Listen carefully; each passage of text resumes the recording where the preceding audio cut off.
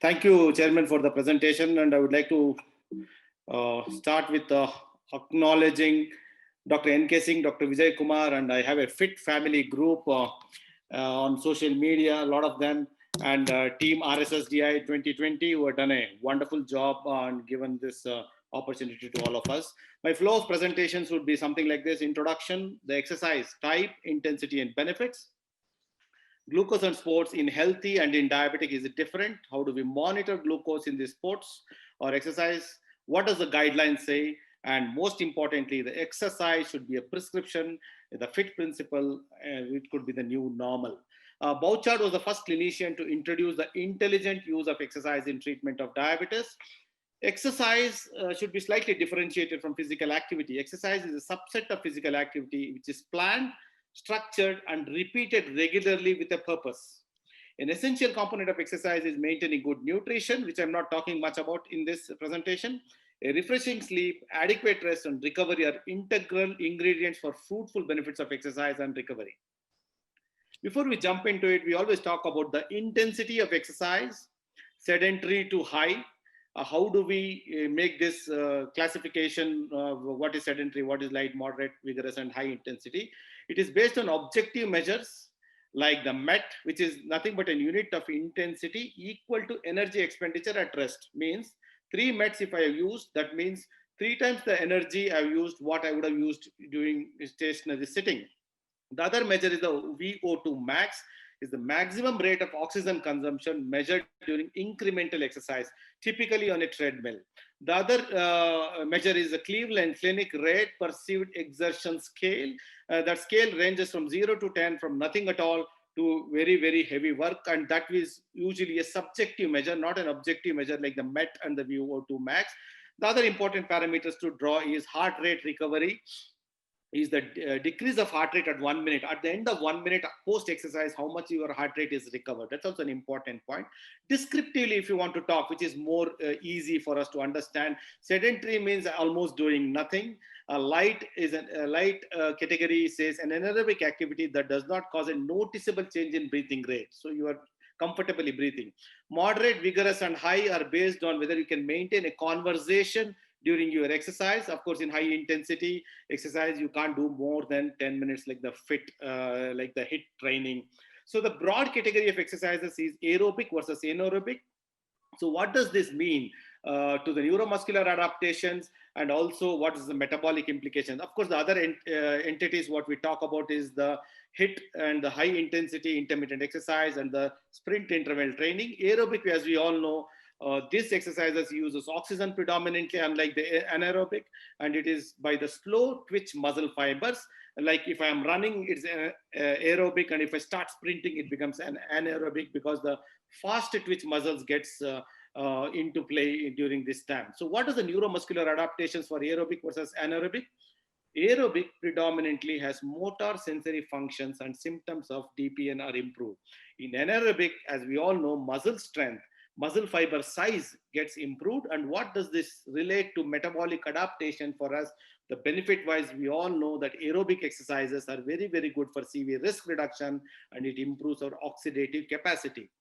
Whereas the anaerobic exercise improves our lean body mass, and our muscles become bulkier and insulin resistance comes down. So if someone is wondering what is aerobic, this I'm on to the left, which I'm more an athletic, and my friend Dr. Utkal from Orissa is a heavy lifter of weight, and that is what anaerobic is. So exercise physiology, if you look at it, at rest, the only route for getting glucose out of the bloodstream is by insulin. Because we all know insulin resistance is the major obstacle for glucose disposal by skeletal muscles. Exercise activates alternative molecular signals that can bypass this defect in insulin signaling in skeletal muscles. So what we are trying to tell is, we always say insulin dependent entry of glucose into the cell. This exercise makes insulin resistant irrelevant. So exercise starts its job by placing an energy demand on the skeletal muscle, utilization of the glucose and fatty acids, and generation of ATP both insulin and exercise increase the skeletal GLUT4 transporter so that the glucose gets transported intramuscular very nicely without the requirement of insulin. And exercise modulates the post-receptor insulin signaling. So insulin is not really required there. But strangely, 20% of the diabetic patients in various trials have shown not to show benefit with respect to exercise, and this was attributable to muscle specific microRNAs which were different in them. Some other few studies have shown some more light into the exercise, like afternoon exercise is more efficacious than morning.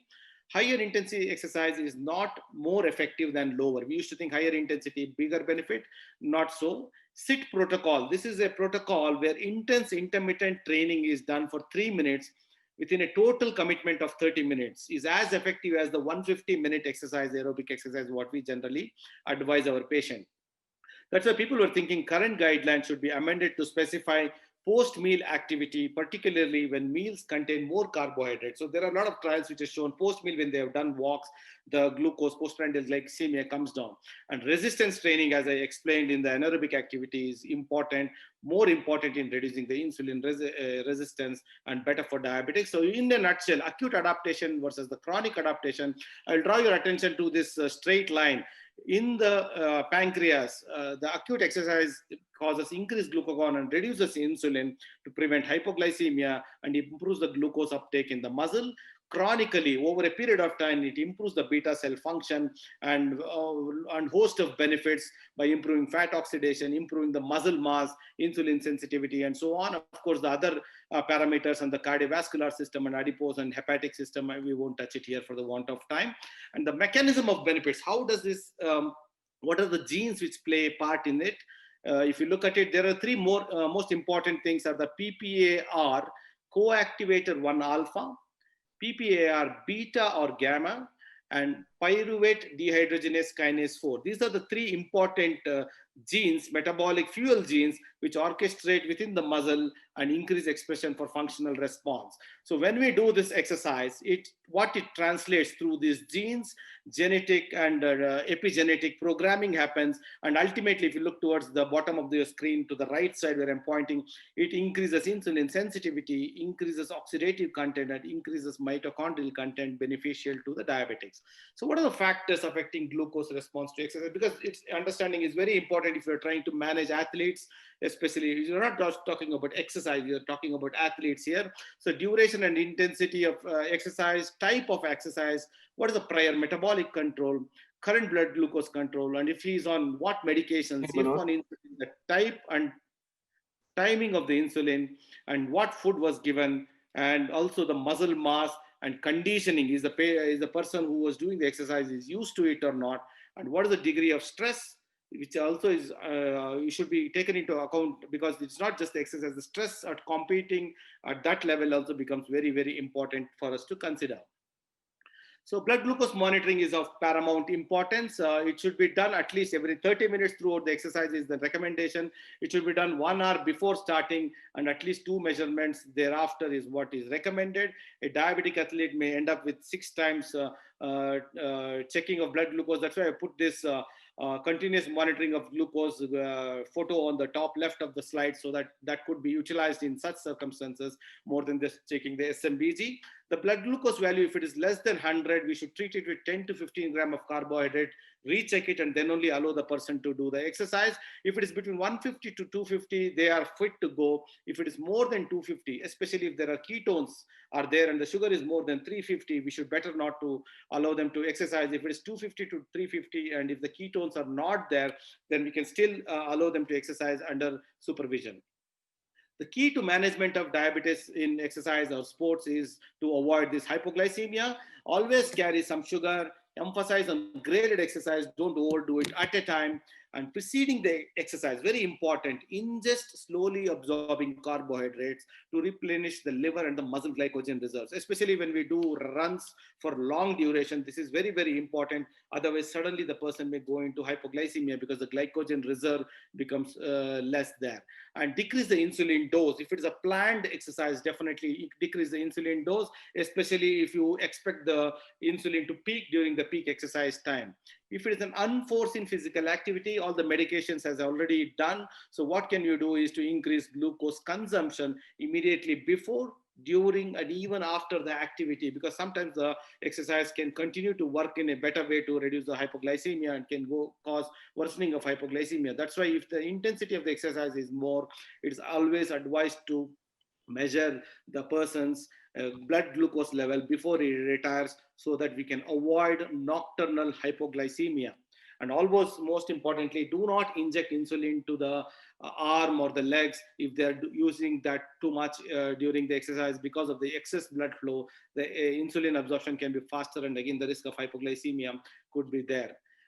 It's not always about the glucose, isn't it? It should be, if you're an athlete, you should take care of your fluids and electrolytes.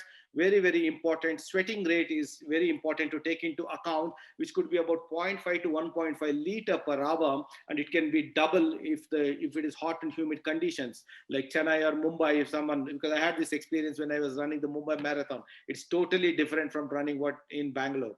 And good hydration is most important. About 600 ml of water 2 hours prior exercise is what is indicated. If exercise is lasting more than 1 hour, again, it is very, very important to encourage 200 ml fluid every 20 minutes, and better to look at the electrolytes also. It is not just the fluid, electrolytes also becomes very, very important. In that context, you can take help of water.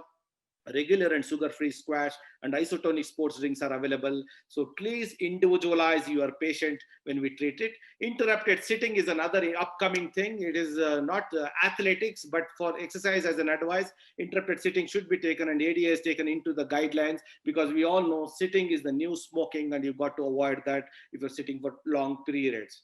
So coming to the guidelines, what do they say? In children, the recommendation for exercise is 60 minutes per day or more. If in adults, as we all know, type 2 diabetes, the recommendations will be stronger at a level of B, and 150-minute or more of aerobic activity spread over at least 3 days, no more than 2 consecutive days without activity. Why? Because the exercise reverses insulin resistance or improves insulin sensitivity, which lasts only for 48 hours. So you need to tell that no more than 2 days break of exercise. Shorter duration of vigorous intensity exercises are also upcoming, and they can do more exercise with less number of time. And engaging in 2 to 3 sessions of resistance training, the muscle building is very, very important, because it reduces the insulin resistance. And avoid the sedentary behavior. As I said, sitting is the new smoking, and latest ADA guidelines strengthens and importance of flexibility in our exercise plan. Yoga should be included. Similar things were recommended by WHO. One interesting finding, what I would like to draw your attention is, we traditionally recommend 150 to 300 minutes. For additional health benefits in the lower half, if you see more than 300 minutes of exercise, if you advise, it gives additional benefit beyond just the glycemic control. So the pre-prescription, always evaluate the patient, cardiovascular issues, age-related issues, osteoarthritis, vascular disease, important. Tell them to go stepwise and graded. And of course, we all know the FIT principle. Before we go into that, please look at these complications which are coexisting. If there is retinopathy, vigorous aerobic or resistant exercises, you should be using caution, especially if there's a proliferative retinopathy because of the risk of vitreous hemorrhage. Or if someone has undergone laser photocoagulation, it is better to rest them for 3 to 6 months. If there is peripheral neuropathy in the patient, please look at wearing appropriate footwear, and self-examination should be of the foot should be overemphasized to them. Nephropathy, we all know severe exercise can worsen proteinuria transiently, but in the long run, it should not be a problem. Depending, again, you need to individualize it. Heart disease and uncontrolled blood pressure, weight training should be minimized, and you should encourage yoga, and not that Shirsasana should be avoided in such people. And in autonomic neuropathies, like should not exercise in extreme heat, where dehydration risk is much more, and activities requiring rapid change in movement may make them feel dizzy and fainting.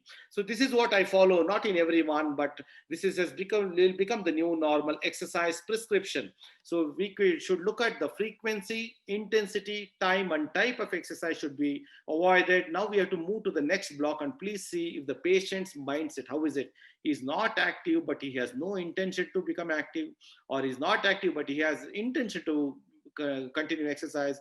he has some activity which is not good enough, or if he is active, it's just less than 6 months, would he be able to sustain? So these things have to be emphasized, and the pre-exercise care, about foot care, aerobic type, how much he should do, resistant type, how much he should he do the high intensity training and how much, and yoga how much. So this should be the new normal of putting it as exercise prescription. And most important thing is motivational inertia, clinical inertia. We all know, patients and doctors, both of us have it. What I do is, by stating an example to a large extent, this is one of my patients, Swaminathan Pon, who got very impressed with my runs, and now he has much more medals than me. So setting an example and having peer groups, as I showed you in the disclaimer, that I have a lot of fitness groups, so that it keeps you motivated. So before I conclude, some sporting greats with type 1 diabetic: Billie Jean, tennis star; Jay Cutler, American footballer; and the first one to conquer Everest, who was a type 1 diabetic, was Jerry Winkler. And Wasim Akram, we know, is associated with Biocon, and I think he had come for IDF also, when it was in Australia. And before we forget, Team Novo Nordisk are doing a lot on this. They have these cyclists who are there. This is Braz Dakal, whom we met in last year in the when we did the diabetes awareness program. He's a cyclist. He's a type 1 diabetic. All the whole team is type 1 diabetic, and a lot of motivation has made me to do my first marathon also. So to conclude, exercise and sports are important component of not only of healthy well-being, but also in diabetics and pre-diabetes also. Key to managing exercise or advising sports and glycemia is individualizing. Each exercise is different, so each patient is different, how they respond is different. Blood glucose monitoring, nutrition, hydration, and recovery are of paramount importance. Guidelines have re-emphasized exercise, especially the duration. Now they're saying extend it. Strength training, flexibility, and yoga is coming into vogue. So exercises as a prescription should be the new normal. Thank you for a patient hearing.